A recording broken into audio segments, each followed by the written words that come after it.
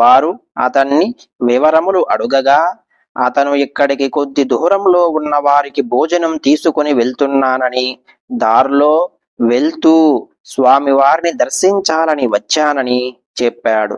వెంటనే మహాస్వామివారు ఆ వ్యక్తితో పవార్ను చూపిస్తూ, నువ్వు తీసుకువెళ్తున్న దాంట్లో కొద్ది ఆహారం ఇతనికి ఇవ్వగలవా అని అడిగారు.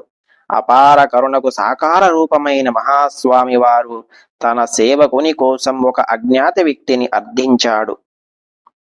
వెంటనే ఆ వ్యక్తి, ఈ క్యారేజీలో ఆహారం ఉంది, అతన్ని తినమనండి, నేను వేరే ఏర్పాట్లు చేసుకుంటాను అని క్యారేజీని ఇచ్చి వెళ్ళిపోయాడు.